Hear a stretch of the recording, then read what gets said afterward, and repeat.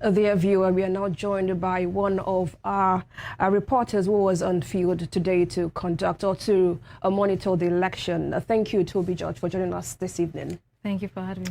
Okay, you were at the election site. What was the general atmosphere of the election? Okay, so unlike the tension that was everywhere in the build-up to the election, what we witnessed today is very significant, because people would have envisaged that people would not come out to vote because of the threat everywhere, because of the tension and all of that. But what we saw today was quite different, because I started from Eden North, my coverage. So before we even reached Eden North, you would see people at different polling units standing there before 7:30.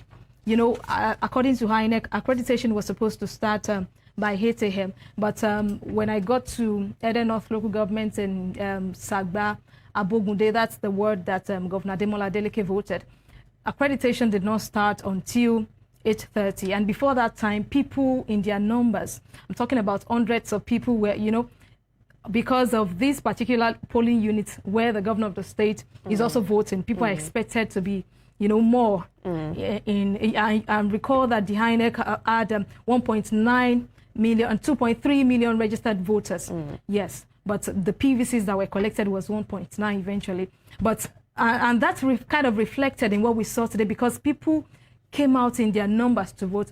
But you know, after the governor voted, he made some allegations of their supporters being attacked at Mudakeke and all of that. He escalated the issue to security agencies and all of that. But after that, we noticed some technical glitches, and that's in regards to the Beavers machine. Before this time, INEC had promised us, you know, over and over again. It's looking like same old story that we hear every election time, that, you know, INEC is going to promise us that the Beavers machine would be deployed and all of that, that they were going to. Do not also forget that INEC conducted a mock accreditation before this election.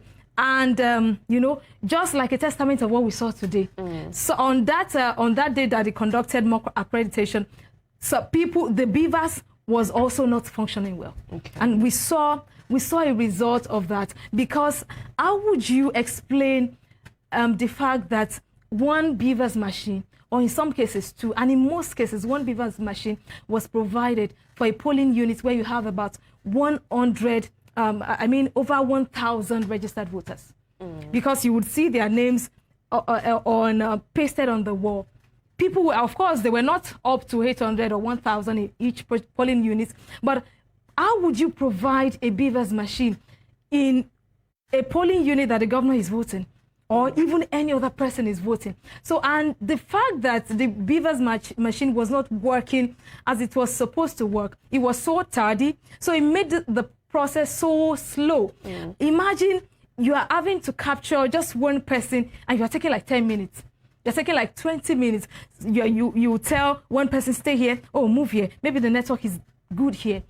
I mean, we should have moved past this. INEC should do better.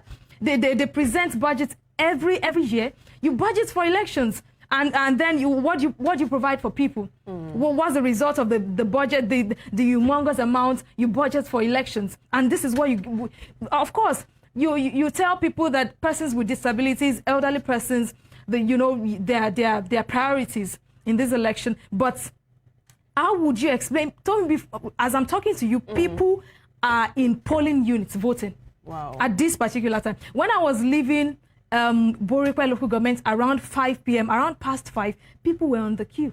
And you know that what INEC has made provision for is that if you're on the queue till 2:30, yeah, you're still entitled to vote. But tell me, please, if you have been staying on the queue since 7 a.m., some people even before 7 a.m., it takes somebody that is even passionate and intentional about the election, that it takes that kind of person to stay till 5 till 6 until this time around that we're talking.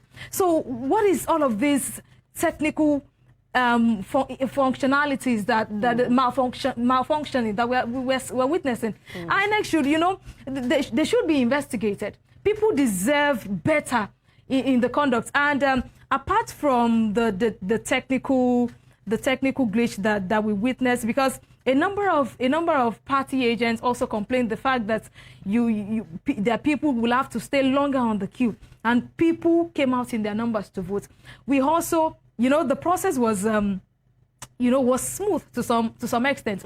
Joseph is not here. Joseph visited Ejigbo, where the rancor happened, where the candidate of the ADC was allegedly attacked, and some other people, even pressmen. Their vehicles were attacked in Ejigbo local government, and the same thing happened. Almost the same thing happened in Borikwe local government. Was the last place I visited, because from Ede North to Oshogbo to Ejigbo, Egbedore local government areas, the process was a bit smooth. Yeah, it was just the beavers machine that was a major problem. Of course, vote buying was. I'll go to that later, because Joseph also witnessed that. So we saw some of these challenges. So when I got to Borikwe local government area, there was a particular scene that happened. We got report that residents and voters told us that a particular ward 11, units 3, 4, 5, and 6, but this particular unit, I think it was unit 5. So people were voting, were on the queue, and hoodlums came in vehicle and started beating up people. And as at the time they were voting, according to the voters, a third of the voters had not voted. As at the time the hoodlums came, and this led to, people started scampering for safety, and INEC ad hoc staff left the scene. They left the scene, and eventually they wanted to take the ballot box. Of course, there were INEC ad hoc staff with them, and the ballot papers that people had already voted were there. And eventually, these people, they scattered them. We have the video on tape. You would see ballot papers that people had already voted. Wow. You are disenfranchising people. They scattered everything on the floor. And apart from that, people, a third of the people on the queue had not voted. Sorry to cut you in.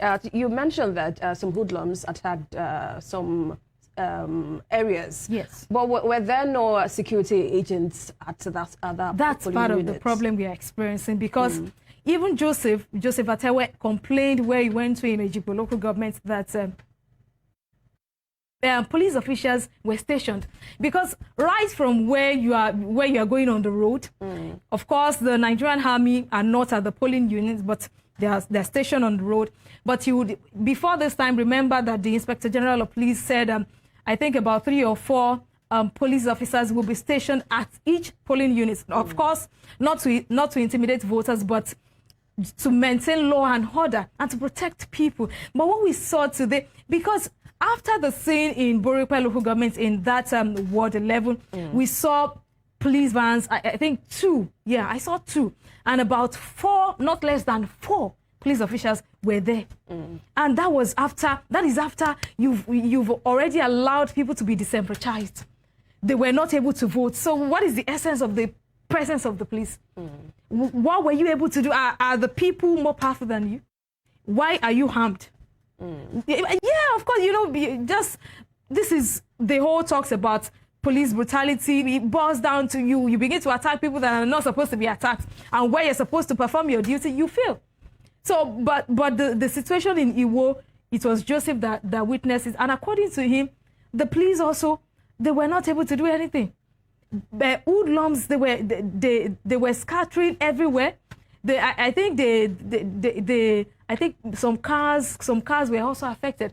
Vehicles of media houses. This is totally wrong, and it is not acceptable. I think they should be called to order. Do what you're supposed to do. You're meant to protect people. You're not meant to intimidate voters. If people should not feel safe even when police are there, I think we have a problem. All right, we've spoken about beavers and also the security situation. Last, you mentioned vote buying. That in your, I don't know if it was your polling unit, but you mentioned vote buying. How would you talk about it generally? Okay, in the local government, in all of the local governments that I went to, I did not physically witness vote buying, but of course we saw videos online. Joseph Atewe witnessed and captured people, witnessed vote buying. Of course, it is. I think vote buying is part of Nigeria's electoral process, because just like some people would say that politicians budget for vote buying when they are making their budgets. So I think it's a menace that, cannot be contained, now. It will take time before it is contained. But of course, we witnessed, Joseph witnessed vote buying. Okay. But in the local government that I visited, so I did not, personally, I did not. But I know that a number of vote buying was recorded in the state. And as a reporter, I think this is my last question for you. As a reporter, was there enough security for pressmen? Maybe at your polling unit? Yeah, you know that people had envisaged before this time that the security was going to be questionable. And I recall that there was a town hall that the NUJ chairman asked, I think, the security agencies about the protection of journalists on the field that day. Yeah, because apart from journalists, I think people felt safe a bit. A bit? Yes, to some extent. People felt, safe, and journalists, to some extent, felt safe, a bit, because that before this time, the IGP said 30 commissioners of police will be deployed to all the 30 local governments. This is an off-cycle election, so it is highly concentrated.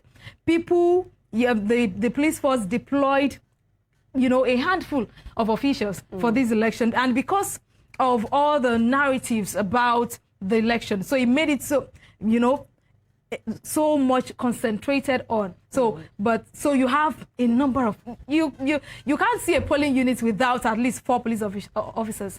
So we had them, but it's just worrisome that even for the fact that we had like 4 in each polling unit, some of them still could not protect people. Okay. Thank you so much, Toby George, for giving us a clear insight of today's election. Thank you. And the news will continue after this break. Stay with us.